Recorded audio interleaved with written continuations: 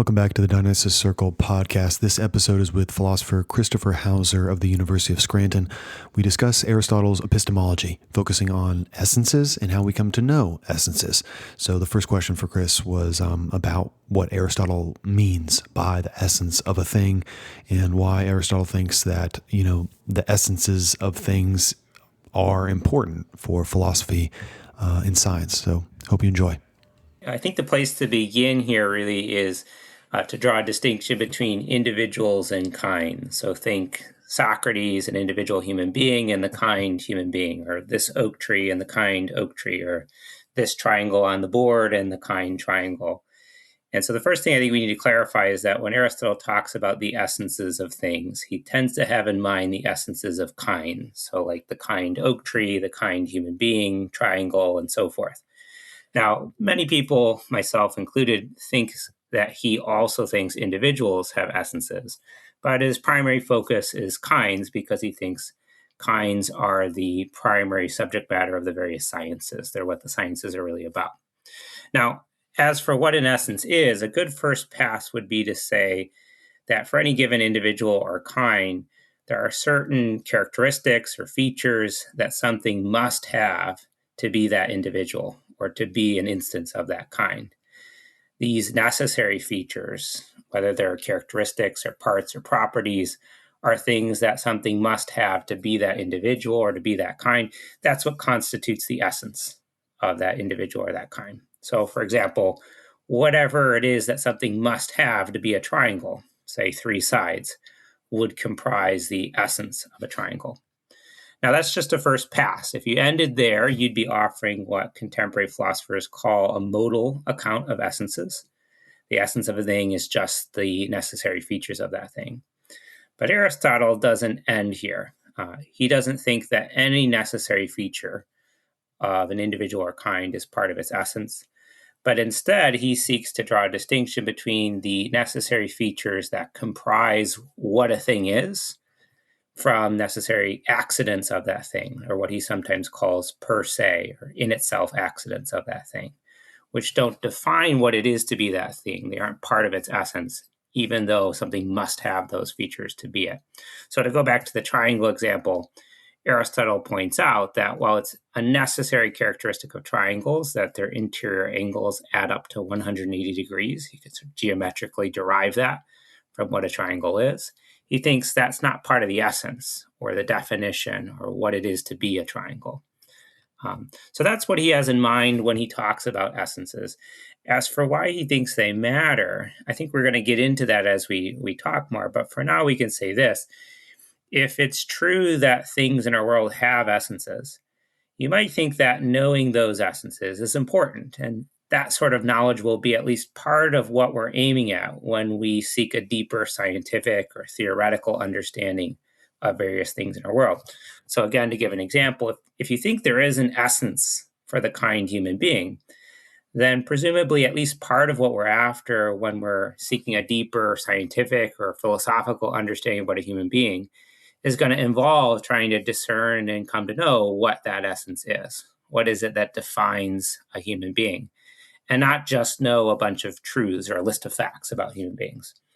And so on for all the other sorts of kinds. If you think there are essences, it's going to be at least part of what a deeper scientific or theoretical understanding involves to grasp the essences of those things, to know what they are. And that's Aristotle's kind of starting point for it.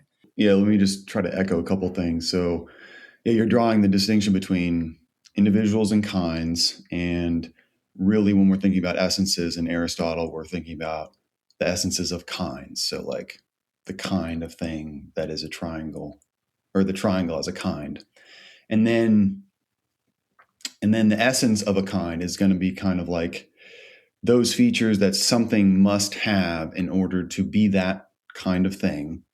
And then it's really interesting, that whole point about the modal account. So I guess, yeah, so you're saying like some people might think the essence is just any necessary feature of a kind. So if something's going to be a triangle, its interior angles need to add up to 180. So that's necessary to be a triangle. But for Aristotle, that doesn't automatically mean it's part of the essence, because it's like, is the key issue that the part of the essence, it needs to be it needs to be like the simple, is it more like it needs to be like the simple single source of all of the, Yeah. 'cause- Yeah. I mean, I think you're getting at it. I mean, as a first pass, you might say, like, it doesn't seem like a good answer to the question, what is it to be a triangle? To say, well, it's to have interior angles that add up to 180 degrees. That might, in fact, be something that every triangle has. Every triangle has that characteristic. And yet it's not defining the kind, it's not specifying what Aristotle would call its essence. Uh, and yeah, so that's a kind of first pass. And then you're right, as we get into this more, we're going to see that part of the role that he thinks essences are going to play in a theory, these defining characteristics of an individual or a kind, are that they are explanatory. They help us understand why that kind or has certain other characteristics. So, for example, in the triangle case, he thinks that part of what's going to distinguish a defining feature, an essential feature of a triangle, from a merely necessary feature is that the essential feature is going to be in some way explanatory of why triangles have those other features. Like the true derivation would run from essence to this necessary property rather than vice versa. Good. Yeah. And then with the human example, it's like, we might find that, I don't know, what would be the word, like a disposition to use language, something like that. That seems to be a necessary feature of humans. But if you think about rationality, that also might be a necessary feature. And you might be inclined to think that the rationality feature is sort of more fundamental. It's the one that's going to let us explain the language feature. Yeah, And exactly. Yeah, exactly. Now, of course, one of the things we're going to get into is sort of how do we try and identify the more fundamental, but that's exactly right. This idea that the essence is going to be sort of getting at the more basic, the more fundamental, defining features of the kind or the individual. And while there might be other things that anything of that kind must have, they aren't fundamental, they aren't basic. To riff on your human example, the medieval philosophers who were influenced by Aristotle, they love this example of risibility or the ability to laugh. And they think that might right. be a necessary feature of human beings, and yet it's not basic. Presumably that's sort of a manifestation of a more basic capacity. They think a more basic capacity for a certain kind of thinking that they call rationality. So yeah, just like your speech kind of example. Good. Okay. Yeah. And so that kind of touches on a term that you use in your work on Aristotle's epistemology, which is a fundamental definition. Do you want to define that terminology for us? Sure, definitely. Yeah. So, we've begun with a first pass, and now we're moving a bit into distinctions. Every good philosopher loves a good distinction. And Aristotle would say, well, there are kind of more or less strict notions of definition or essence. In one sense, he wants to say you've specified the essence of something whenever you've given an answer to the question, what is it? So, what is a triangle? And an answer to that is a definition. It's an attempt to specify the essence of the thing. Uh, but he wants to say, look, not every definition, not every account of the essence of the thing is as good as another. And what we're really aiming at when we're doing science or philosophy, for Aristotle, philosophy is a kind of science. It's a kind of theoretical discipline or inquiry into the world. He thinks what we're really aiming at is a certain kind of definition, a certain kind of account of the essence of something. One that, as we were just saying, picks out the basic or fundamental features of that kind, the necessary features that define fundamentally what it is to be a triangle or a human being, from which a fully fleshed out scientific theory or philosophical theory would explain why instances of that kind have the other characteristic or necessary features of that kind. So in, say, the science of geometry, what you want when you want a scientific definition of a triangle, not just sort of an everyday definition of a triangle, is you want to pick out the kind of fundamental geometrical features that define a triangle, from which you could derive and explain why this geometric figure has certain other properties or characteristics. And likewise for other sciences, like a science of human beings or a science of the stars, what you want to get is a grasp, a fundamental definition of the kind you're studying that specifies kind of the basic or the unexplained necessary features of that kind, from which you could then work out your theory as to why, say, human beings have these other necessary features and cows don't have these other features. And it's going to be in terms of this more fundamental or basic account of the essence of the thing. And that's how I use that term. It's not a term Aristotle himself uses. Instead, Aristotle draws a distinction between definitions or accounts of essences of things that are suitable to be scientific principles from ones that he describes as kind of our starting point, kind of ordinary language definition of a human being or an oak tree or a triangle. So he uses that term principles and says that some principles are definitions. To put it in a more contemporary idiom, I use this term fundamental definition. Does that answer the question well? Yeah, no, that's good. Maybe one kind of step back question that might be useful to talk about is like, why think there are essences in the first place? I think might be some people who, I don't know if they're listeners to this podcast, but at least there's some people for sure who are going to be kind of skeptical of the idea that there are any essences. Do you have any thoughts about that? Yeah, no, that's a good question, and particularly, I think the word itself lends it to like, oh, this sounds very kind of metaphysical and deep. There's the essence of water. I think of like the LaCroix, and it's essenced from. Essence has this very like, whoa, what is that sort of thing? So I want to kind of bring it down to earth and suggest that to believe in essences on Aristotle's view and frankly on my own view is pretty commonsensical. We're just kind of putting a word, a vocabulary for something that I think most of us naturally start thinking about the world. So, to talk a little bit about Aristotle himself, he doesn't say a lot about this, but I think it's because he rightly recognized that it's our kind of natural commonsensical starting point for thinking about the world. That natural commonsensical starting point is going to commit us to something that he's now putting a vocabulary on when he talks about essences. So to see what I mean by that, like, let's take an example. So consider like a familiar kind, like an oak tree or a maple tree. On Aristotle's view, we naturally, given our cognitive capacities, we perceive lots of individuals in the environments that we exist in. So we perceive lots of individual oak trees. And we naturally, given our cognitive capacities, don't just sort of remember that individual, this next individual, but we naturally form a certain impression that these individuals are of a certain kind that we can then give a name to and formulate an idea of, like, say, oak tree. I see that object, see that object, see that object. There's something they all have in common. I can form a concept or an idea or word for it, give a name to an oak tree.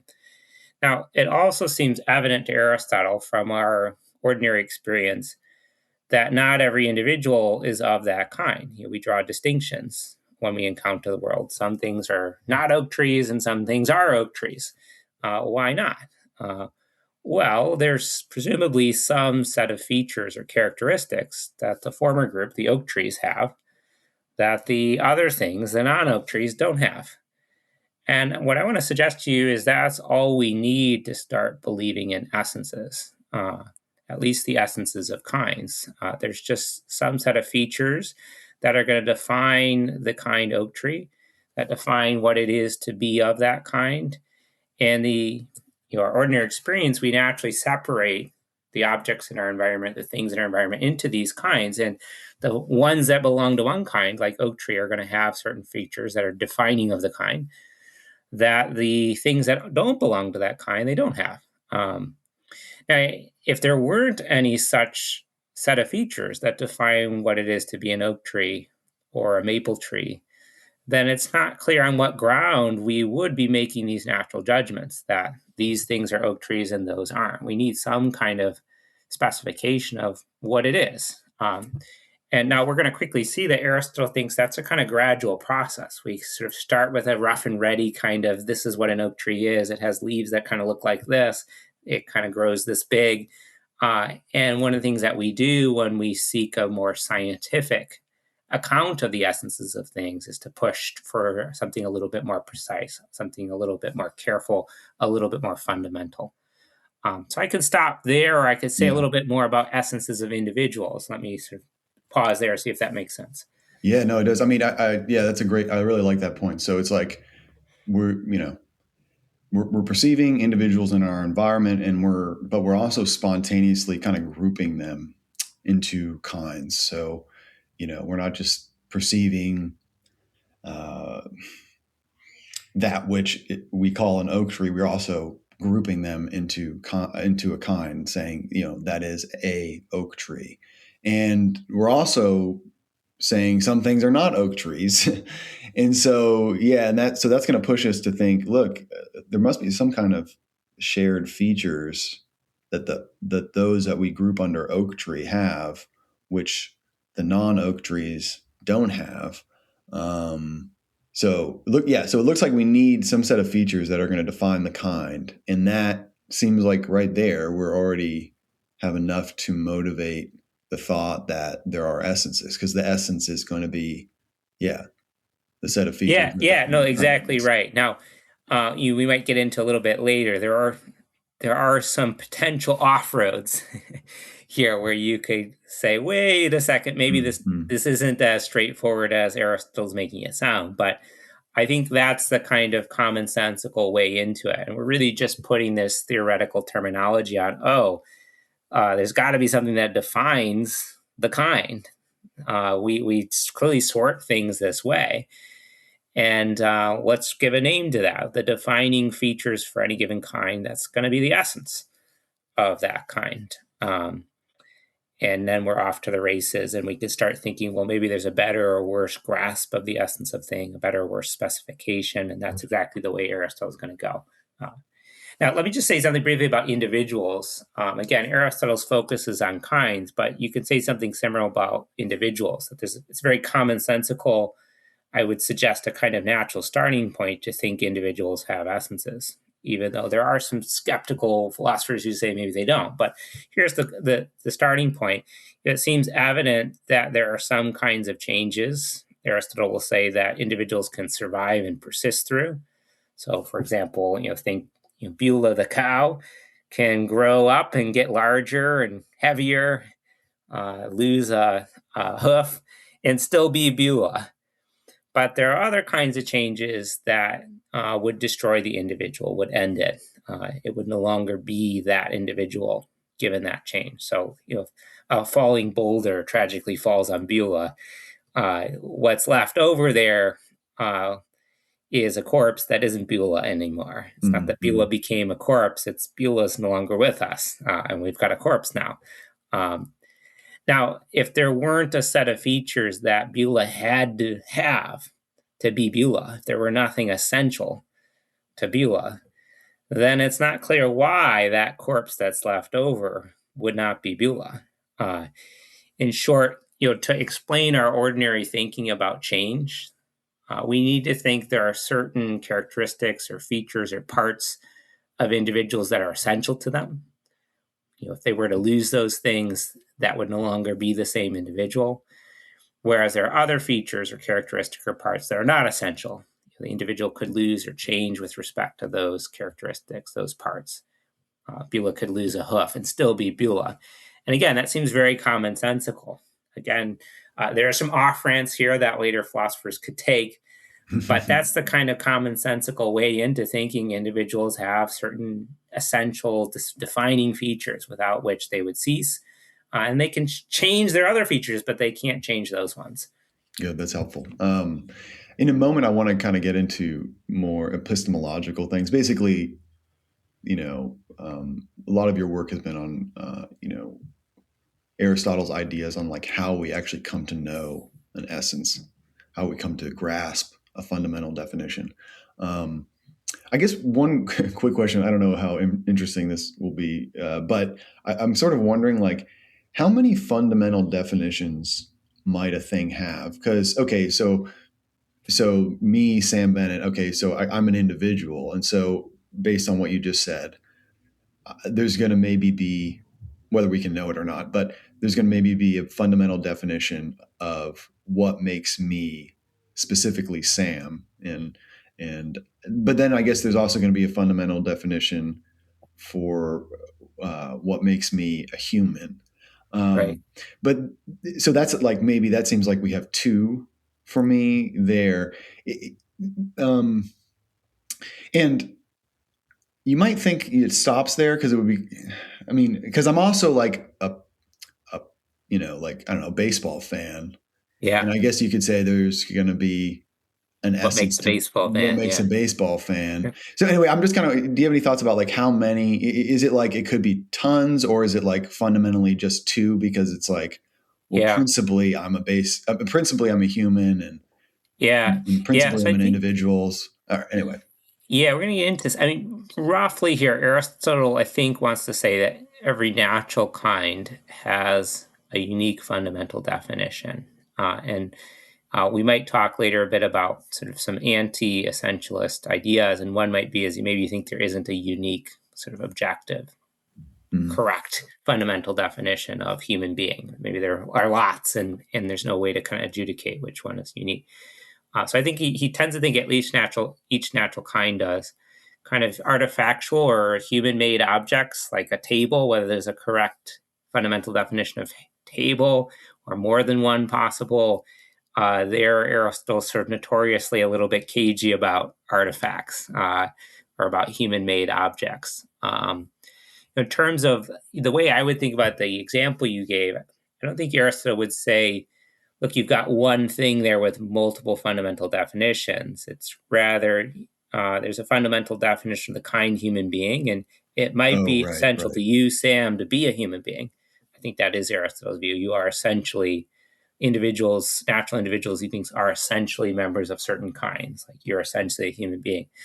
But there might be other features about you, like you're a baseball fan, where that too could have its own definition, an own kind of fundamental account of what it is to be a baseball fan. But that's not going to be a definition or an Of essence of the me. very same kind. Does that make sense? Oh, yeah. Yeah. And it's also not going to be a definition of, Of you. yeah. It's a definition of the kind, baseball fan, not a definition of me. Anyway, yeah. Correct. Yeah. Good. All right. So let's kind of shift to the epistemology stuff. So it's like, it seems like there are a few major ways that scholars will interpret Aristotle on the question of like how we come to know essences. And in your work, so, we're kind of, this conversation is a little bit based on a recent paper you published called Aristotle's Epistemology of Definitional Principles, which is coming out with Oxford Studies in Ancient Philosophy, that journal. And in that work, you kind of distinguish three different views, three different major ways scholars interpret Aristotle and how we can know essences. And maybe I'll just mention the names of them. So the first is a kind of intuitionism about how we come to know essences. The second is a sort of explanationist view. And the third is, I think you call it a Socratic view. Right. Now, your preferred view, to spoil things here, is the explanationist view, and it is the superior view. No, I'm just kidding. But no, we'll get into that. But it is, yeah. But anyway, yeah. So we have these three views, and so maybe we could just start with like the intuitionist view. That's where you start. So yeah, can you just tell us a little bit about the intuitionist view of how we can know essences? Yeah.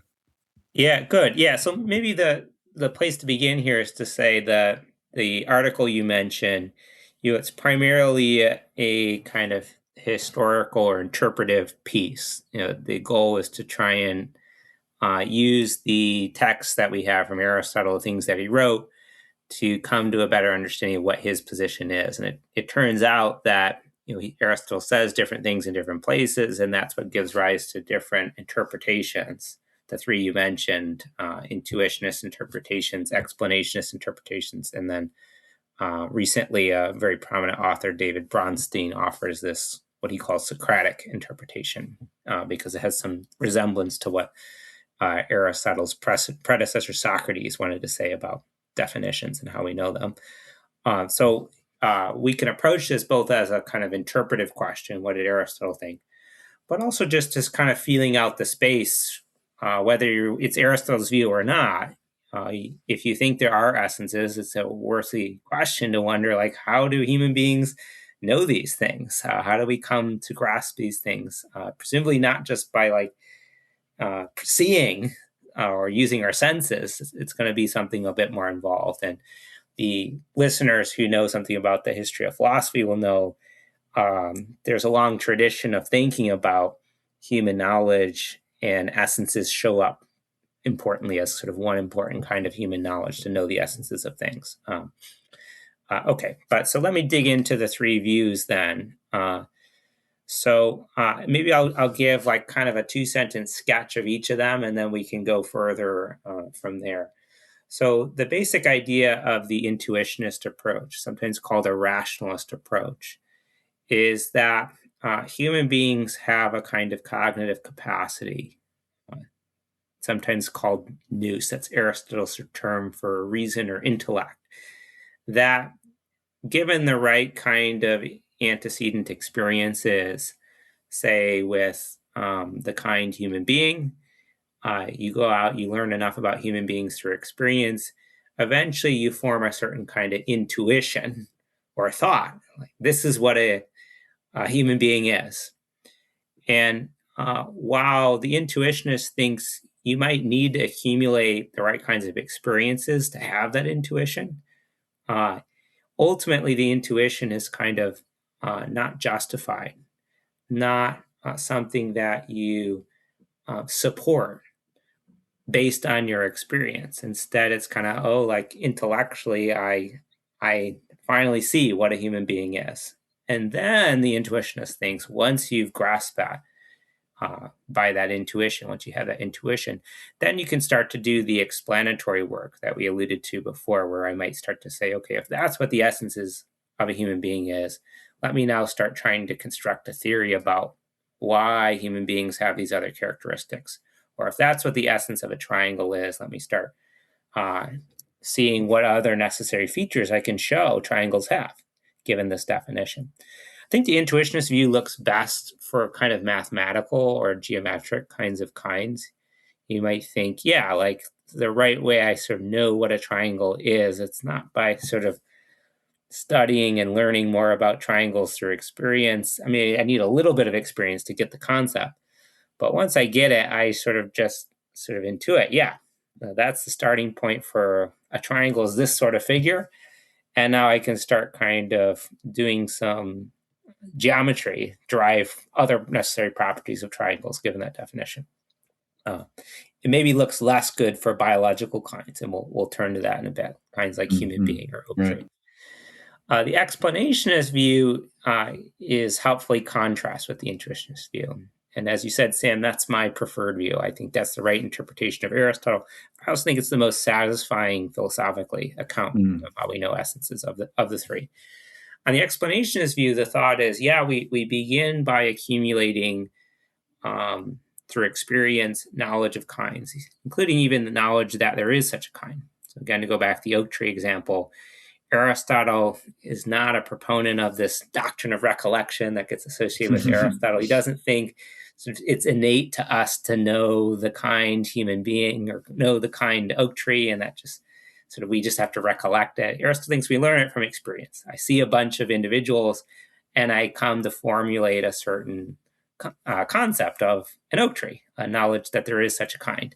And I know that there is such a kind from my experience. And then on the explanationist view, what we do to grasp the essence of that kind, particularly the fundamental essence, is we start to accumulate more and more information about the kind. And once we accumulate that, we can start to hypothesize, theorize about what might be fundamental to that kind, that would explain why individuals of this kind have these other necessary characteristics, while individuals of a different kind have other necessary characteristics. Why oak trees have these characteristics and maple trees have these other characteristics. And ultimately, this is where the key contrast with the intuitionist view is going to come, is it's not just that we intuit that. We have to justify or support it by reference to that empirical experience-based knowledge we have. So ultimately, what's going to be the test, the way we judge what is a good definition, a good fundamental account of what a human being is we're going to look at, well, given what we know about human beings, can this definition help us explain why human beings have these features necessarily and they don't have these other features necessarily? Does it illuminate that?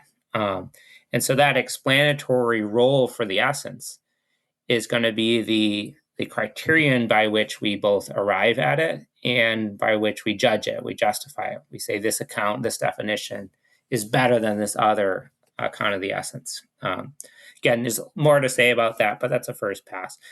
Finally, the Socratic view is very, it's complicated.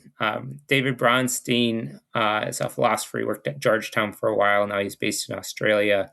Wrote an excellent book, Aristotle on Knowledge and Learning, where he develops this interpretation of Aristotle. And so I want to give you the short version of it, but the short version of it is, well, Aristotle actually thinks there are different kinds of essences for different kinds of objects. There are going to be sort of very general kinds, roughly a genus, and then there are more specific kinds, roughly species. So think like animal genus, species, human being. There are also going to be differences between like things or substances and properties, characteristics. So like on the one hand, there's the kind thunder, which is a certain kind of event or property. And then there's the kind clouds, or there's the kind human being. And then there's the kind, as you say, baseball fan. And actually, Aristotle wants to give a different account of how we know these different essences. But for now, the thing to say is, for the Socratic view, division, this sort of idea that's associated with the later dialogues of Plato, and you find discussed in Aristotle and some later Neoplatonic and Aristotelian philosophers, is going to be huge in this view. The thought is kind of the right way to go about defining or specifying the essence of a kind is going to be, I need to identify the genus, the general sort of thing that it is, and then I need to start identifying differentiating features of the different subkinds or species within that genus. And if I follow that kind of division procedure well, I'll arrive at a very good definition, the sort of definition around which to build my science, to build my explanatory theory. So that's all I want to say for now. We could obviously go a lot deeper than that. Is that okay for now? Yeah, that's great. Yeah, no, I'm just thinking it's interesting to think about the role of observation in the context of the intuitionist picture versus the explanationist picture. And it kind of, the role of observation in the intuitionist picture kind of reminds me of the Wittgenstein quote, where it's like, you kind of throw away the ladder once you get there. So it's like, you need observation for the intuitionist to get into a position where you can grasp the essence. But once you get that grasp, it seems like the observational route is no longer really doing a justification type work. So it's, in that sense, it's kind of like something you throw away once the insight is achieved. Whereas, like you already said, on the explanationist view, observation is not a ladder that you kind of discard, but it's something that kind of continues to ground and justify your fundamental definition.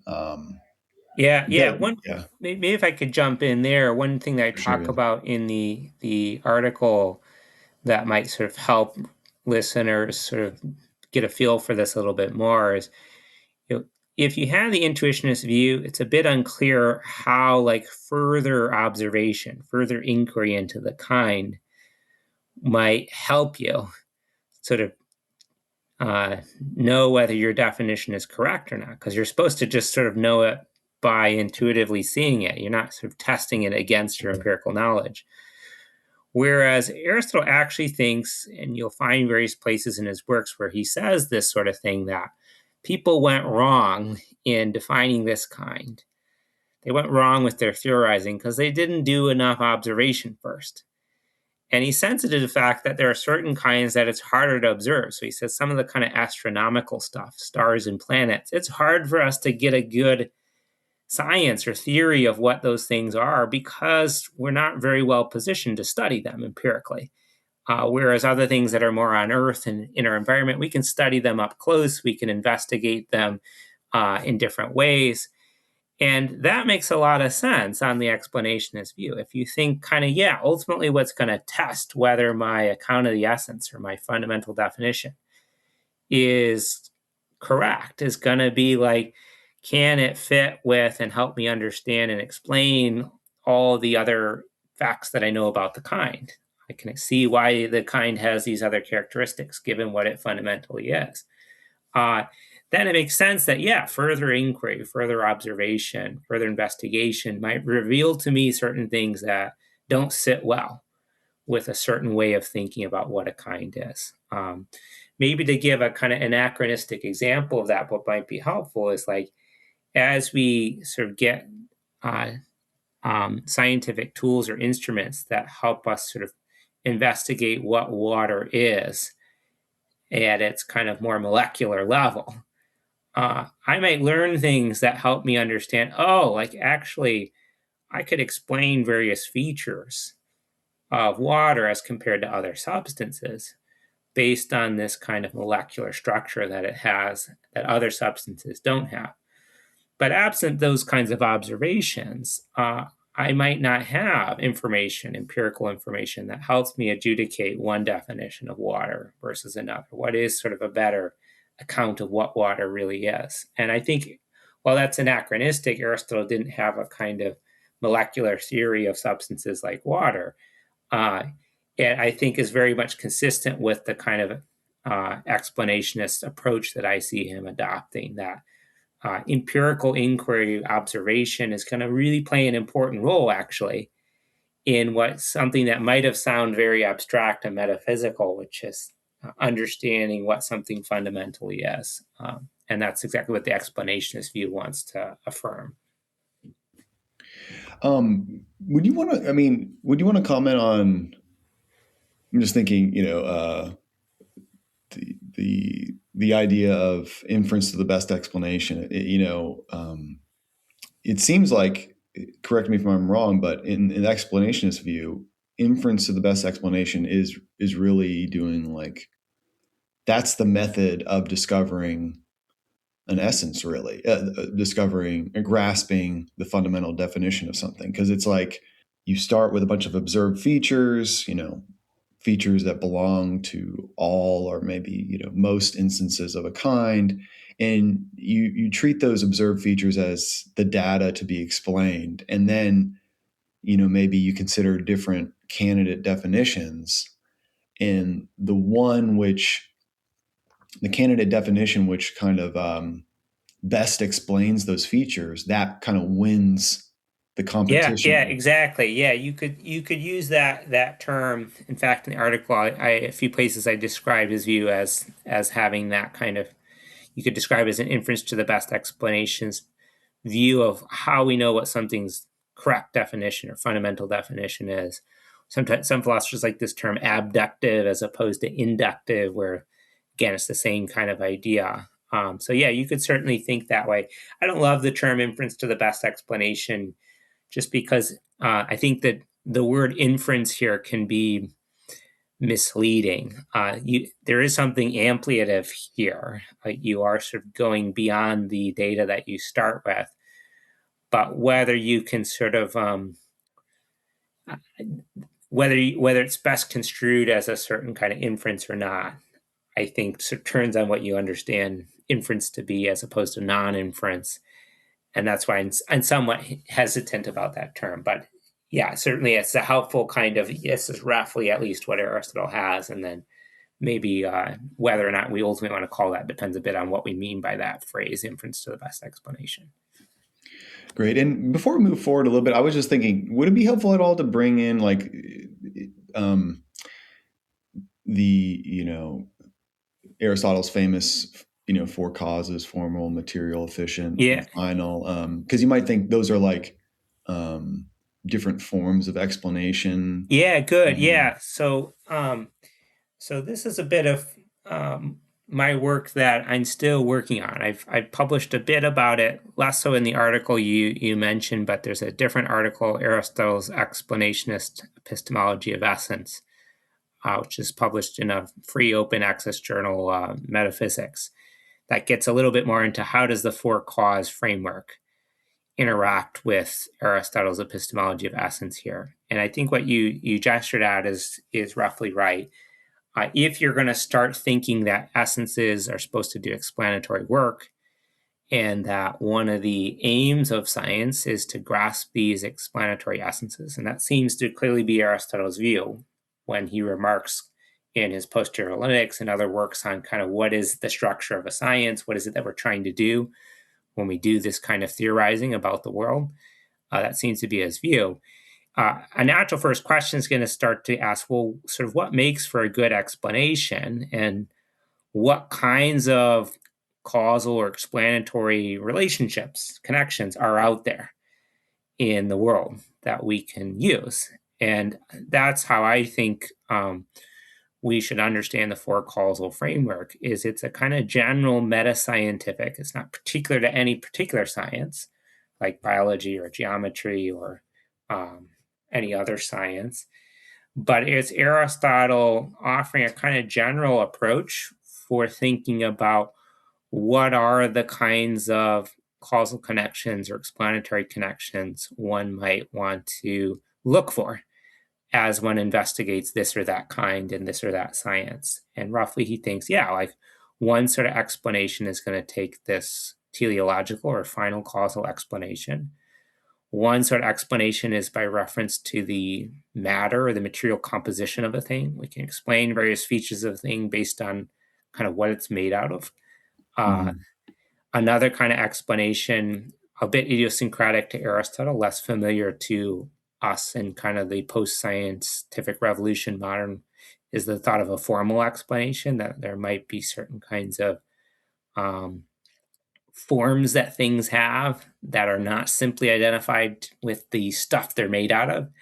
And these forms, too, might have an explanatory role to play in accounting for why the kind has certain features. I think this could be a whole separate podcast episode, but this is sort of crucial to Aristotle's philosophy of mind, or his understanding of living creatures, that he thinks the kinds of capacities that living creatures have, abilities to sense, perceive, remember, are not well explained simply in terms of the matter that they're made out of.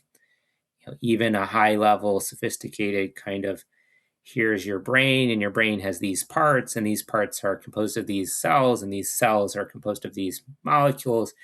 Aristotle thinks that kind of explanation isn't going to fully account for the characteristic features of human beings. And so he thinks you need a form there too, beyond the matter. So that's how I would see this linking up to the four causal framework, because that's a kind of general, not specific to any science, way of thinking about the sorts of causal relationships or explanatory relationships that are out there in the world. But I think it's helpful to see that the explanationist approach to essences could in principle be detached from that.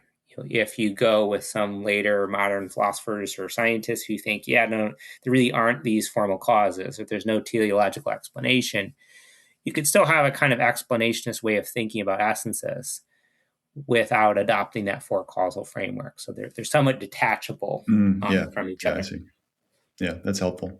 So at this point, I just want to bring up one kind of, I don't know, maybe like a worry someone might have. So like I was thinking about the Phaedo quote, like the famous thing about the equal. It's like you have to have knowledge of the equal itself before you can see that things are equal. So the way I'm thinking about this is that, like, to recognize instances of equality, you have to already grasp the form.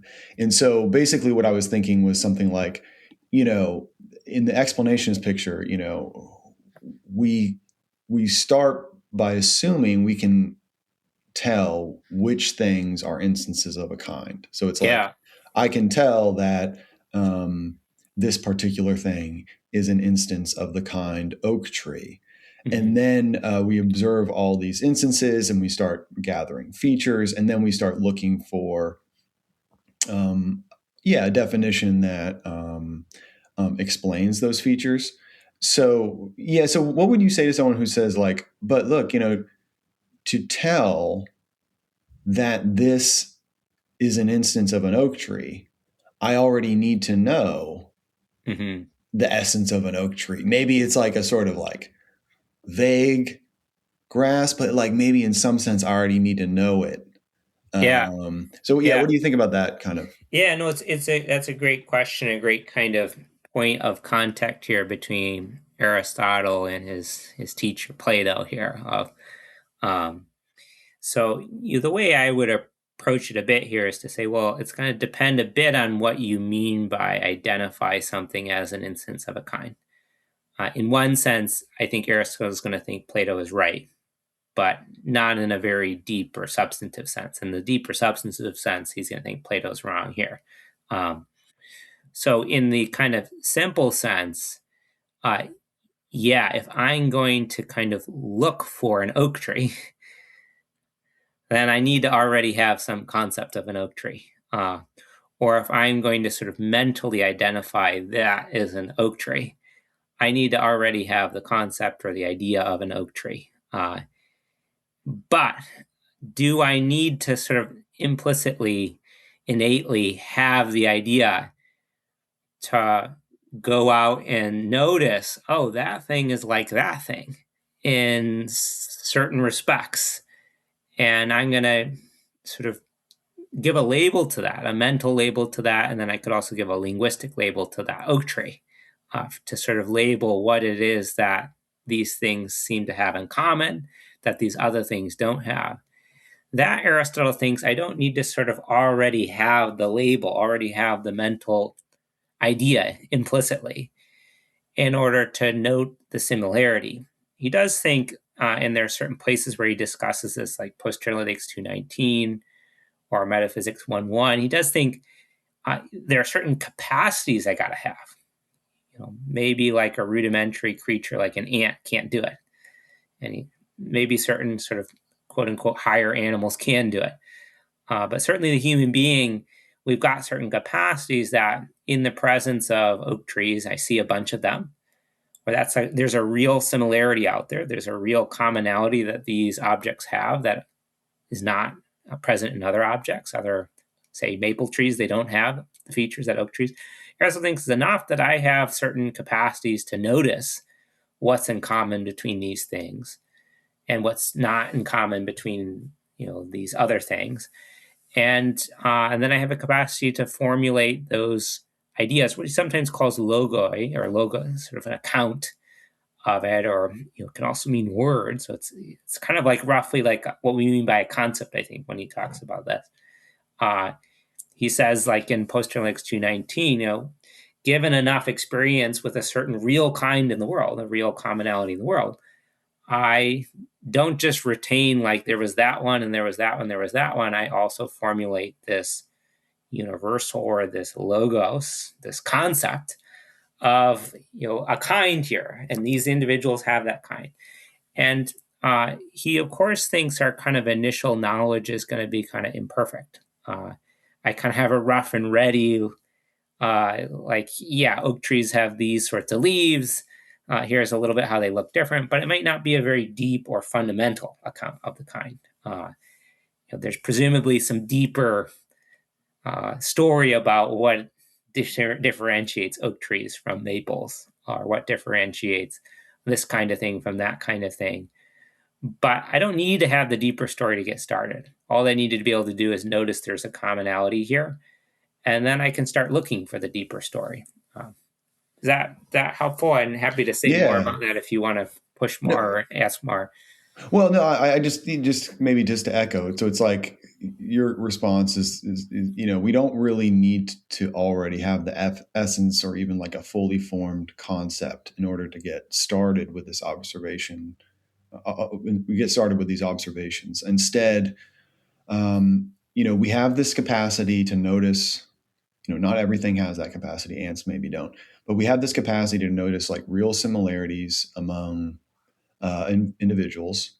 And from there, through experience, we begin to form a kind of rough universal, rough concept, which I guess Aristotle would call it like a logos. And then so it's like that initial grasp.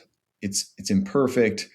It's more like a rough and ready kind of sense of the kind, and then we refine that over time to get a kind of deeper and Yeah. more Yeah, maybe fundamental. helpful give an example. So in the middle part of book 2 of Aristotle's Post-Analytics, which for listeners who aren't as familiar with, that's sort of many scholars think a kind of early treatise of Aristotle. Why? Well, because there's some references to it in other works of Aristotle, references to his analytics. And it's sort of his account, his general account of what sort of the structure of a science or a theoretical inquiry is and how we do it a bit. And in Post-Analytics book 2, kind of the middle parts of that, he gives an example. He sort of suggests, we start off through experience learning that there's a certain kind of noise that the clouds, he says, or the sky creates. And we can give a name to it.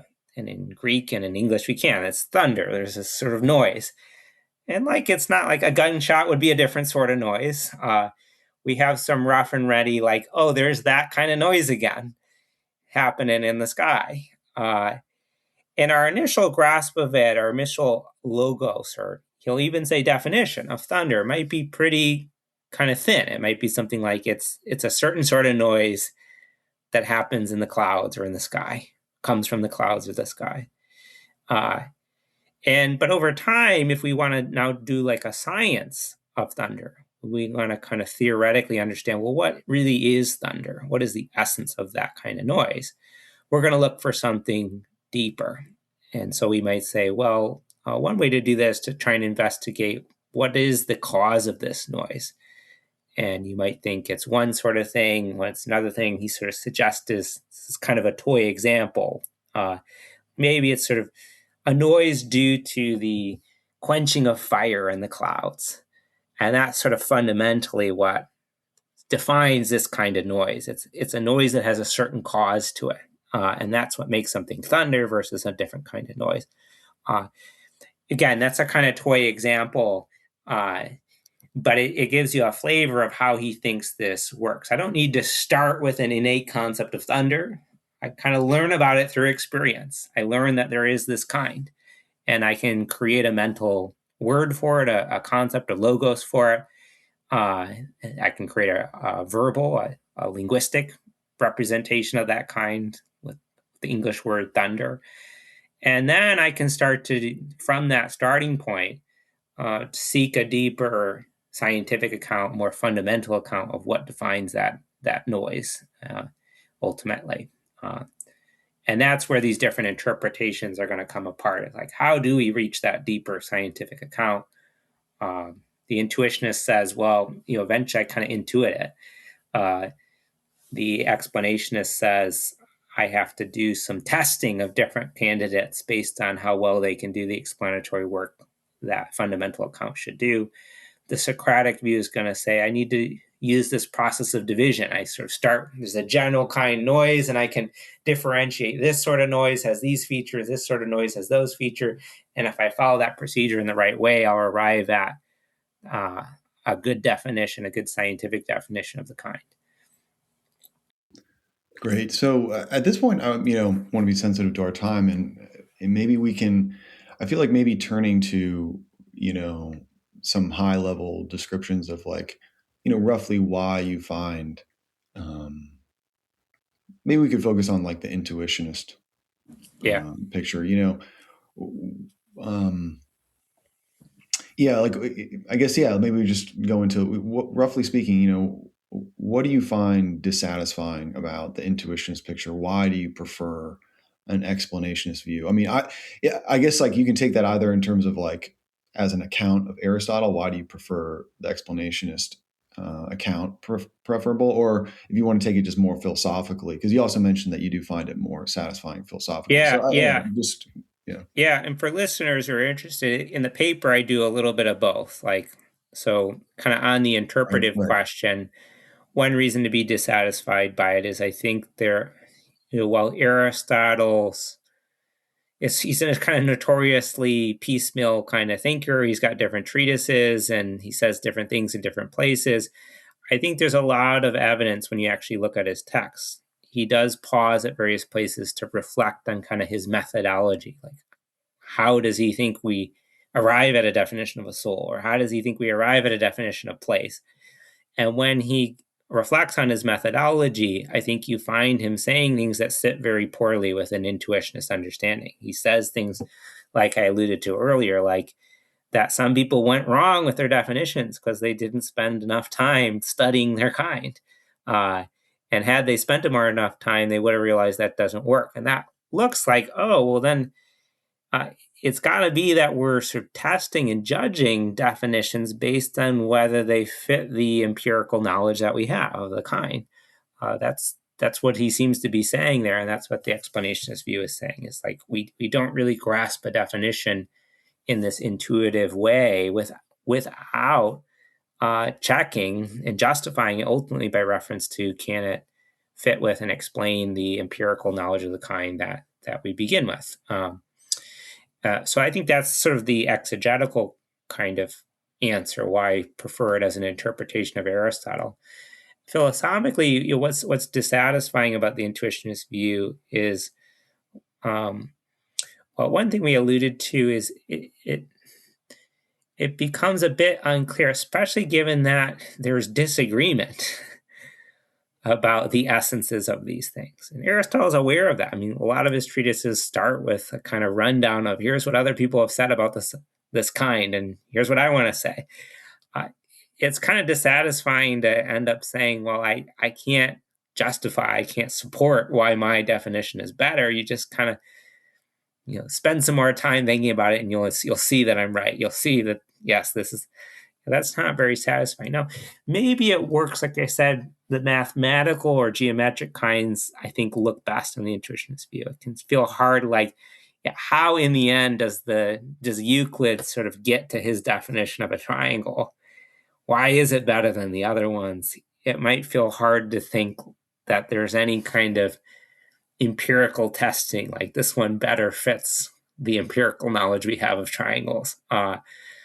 And interesting, you could think maybe for certain kind of metaphysical concepts, like the definition of time or place, maybe you'd want to say something similar. But certainly for biological kinds like oak tree or human being, or other kinds of empirical kinds like thunder, it just seems really unsatisfying that that's like the answer, given that there's different accounts of it. Different competing definitions, competing accounts of the essence to think, well, it really comes down to intuition rather than some kind of explanatory test where we could find or discover more that would help us decide between these definitions. So that's one thing worth saying about it. So basically it's like a big motivation for the explanationist view is that it gives us a way to justify and evaluate our definitions. On an intuitionist picture, it can feel like once you have a definition, there's no clear way to support it or compare it to rivals, which makes that process of justification sort of unsatisfying. Whereas in explanationism, that lets you say why one count is better than another, because you show how it explains the features better. Yeah. I mean, I should mention one thing that, like, textually, that has led some people to the intuitionist view, but I think you'll see quickly how this can cut philosophically why it might seem wrong is there are certain places where Aristotle seems to suggest that our knowledge of essences or fundamental definitions is kind of infallible, that it's sort of Yeah. somehow like if you've really got it, you can't be wrong about it. You can't change your mind. And if you thought that, then you might think, oh, yeah, well, then there's got to be some kind of like mental seeing, like just like you see, like 2 + 2 has got to equal 4. No empirical discovery is going to make me change my mind about that. If you thought that our grasp of sort of what the definition of a triangle is, what the definition or essence of a human being is, was like that, that might lead you to think that ultimately there's got to be some kind of self-certifying, self-warranting intuition here. But now there's the Yeah. philosophical point that cuts against that is, well, let me just say exegetically, I think there's a way to deal with those texts where Aristotle seems to suggest that, and that's what I do in the article. But philosophically, that just doesn't seem to fit our experience. Like going back to oak trees and other things, it seems to be kind of piecemeal. We start with a kind of rough and ready notion of what an oak tree is or what a triangle is. We learn the concepts through experience. And then we're kind of gradually reaching for a better and more precise definition. And I think part of Aristotle's insight there is what is it that we're looking for when we're looking for a better, a more precise account? Well, we're looking for something a little bit more fundamental. We're not just looking to see, like, are there counterexamples where the thing doesn't really have to have that feature, but we're also looking like, does this really get at the more basic account of what the thing is? Or is this kind of a superficial, again, going back to our opening example, while it might happen to be true that triangles have angles that measure up to 180 degrees, that's not sort of getting to like what defines this geometrical figure versus another one. It's a sort of interesting necessary accident of these features, this geometrical figure. But I haven't hit a kind of illuminating account of the core, the basic features of a triangle, from which maybe something like interior angles adding up to 180 degrees we could derive. You can see, oh yeah, that's why a triangle's got to have that property. Likewise, to go back to your example, like it might seem like, yeah, this is a kind of nice rough and roughy way to pick out a human being. It's a thing that can talk. It's got language. Or it's got 2 legs, like human beings have 2 legs. There's this famous kind of example that human beings are featherless biped. In a certain sense, that's a rough and ready definition of a human being. But even if it turned out that all and only human beings have those characteristics, I haven't sort of hit the deeper, more fundamental or basic notion of what a human being is. And so, yeah, if you think that our grasp of essences, what a kind really is more piecemeal and gradual in this way, I think it makes sense to have something more like the explanationist picture than this intuitionist one, where it's, if you think intuition is where it's at, it's hard to understand how you sort of piecemeal make your intuition better. Right. Yeah. Just to get close to kind of closing out our conversation, I want to just touch on something you mentioned earlier, which is like, explanationism sometimes, or the explanationist framework for how we know essences isn't equally compelling for every domain. So you mentioned mathematics. It can seem hard to believe that we arrive at the essence of a triangle through like empirical testing or explanatory inference. And so I guess, reading your paper, that was one thought I had, was like, are you tempted at all by a kind of like, so this is setting aside the interpretation of Aristotle for a second, but just, are you tempted at all by like a kind of like pluralism about how we come to know essences? Like maybe it's the case that, I don't know, like biological kinds, the way we know an essence of a biological kind, like an oak tree. Yeah, maybe there it's more of like an explanationist type thing, but maybe with like mathematics, it's more maybe it's intuitionist. Yeah, And or maybe like again, like you might think or something like sort of Socratic. metaphysical things, like how do we know what time is or what space Right. is? Right. Maybe these two, or to take some Aristotelian examples, like what substance is. Maybe that isn't empirical. Maybe that's something else. Yeah. Right. So yeah, no, do you have any thoughts about that question of like, should we instead have like a kind of pluralist approach to knowing essences, or? Yeah. No, it's a good question. I think I'm not sure is partly the answer. There are some contemporary philosophers who both thinking about sort of modalities, so just kind of necessary truths, and also essences who want this kind of pluralism. Like maybe some of it is more empirical and some of it is more rationalist, a priori intuitionist y. Um, and you might draw the lines again along like sort of mathematical versus biological or metaphysical versus something that's more rooted in the experience of the world around us. Um, I'm not fully tempted to it because while I'm not a sort of philosophy of math person, I don't know a lot about it. My sense is that there's some sort of explanatory thought here that like a good theory, a good geometry is going to sort of take a few simple kind of starting points, principles, as Aristotle would put it, and show that these principles can be generative in helping us sort of see why other things that we know uh, can be derived and fruitfully, sort of illuminatingly seen as following from this. And so I don't want to, I do think there's still I do think there's still a kind of explanatory goal in these sciences. Now, maybe the sort of explanation to go back to the four causal framework is it's a different kind of explanation. Mathematical explanation isn't really what we're going for when we're going for like biological explanation. Um, and I think the more you lean into that, you might think, yeah, there's kind of two-stage structure. Um, where you start with a kind of initial stage of here's what we know about the subject matter. And like a good definition, fundamental account of the essence, is ultimately going to be adjudicated or tested against, justified against what we know about the kind.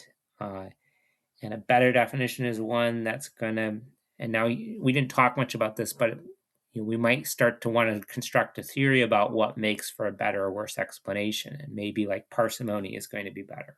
Simpler explanation is better. Maybe certain kinds of generalities are going to be valuable. So like, I don't want to define a triangle in such a way that I can't sort of appeal to the same sort of principles to define a square. If I like take one approach to a triangle and a different one to a square, well, then at a higher level of not just defining triangles, but trying to define geometric figures in general, I'm going to have a kind of disunified science. So unification might be relevant to better explanation. Can I kind of assimilate a lot of different kinds, essences to this way of approaching to this specific kind? And I actually think this is something like right for Aristotle's approach. Like part of the way to understand his hylomorphism, his form matter approach, is he thinks you can unify a lot of natural phenomenon by adopting this kind of way of approaching explanation in terms of form and matter. And I think something like that is right for our current ways of thinking about science, kind of meta science, methodology of science. That like, as we think about what makes for a better explanation, parsimony or simplicity is one role, but unification is another role. Like better to have a kind of theory with principles that allow us to unify different kinds of seemingly disparate subject matter than one that where it's like, well, here are the principles for this subject matter, and here are the very different principles for that subject matter. So yeah, that was maybe a more long-winded answer than you want. No, that's great. Yeah, that's where I'm sort of on the fence about that. I'm not totally sure what to think about it. that's great. Well, thanks so much for coming on, Chris. And it's been a great conversation, really rich. And I mean, before we wrap up, you maybe want to tell us, what you're working on now. Anything? Well, thanks. Yeah, I mean, I'm a bit of a generalist philosopher. And one of the things about philosophy is you can jump into different things. So I've got this work on Aristotle, and then I've written some things on other philosophers like Aquinas. These days, I've been thinking a lot about free will, so I'm working on that. Oh, awesome. But in terms of Aristotle, the sort of next phase, you mentioned there's this article coming out in Oxford Studies that we've been talking a lot about the ideas in that. And I had this earlier article that's engaging some of the four causal framework. What I want to do next is Aristotle has this, throughout his works, you'll find the distinction between dialectic and science.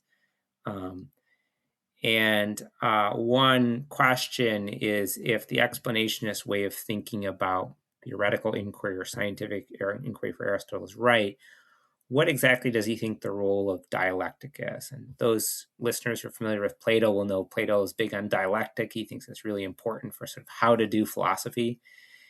And so, I've got something in the works where I'm working on what role Aristotle thinks dialectical inquiry plays in science, given the kind of explanationist framework that I think he holds. And you'll have to wait for the article to see what exactly I want to say. I'm still working it out, but Yeah, sounds good. All right. Well, thanks again, Chris. yeah, thanks, Sam.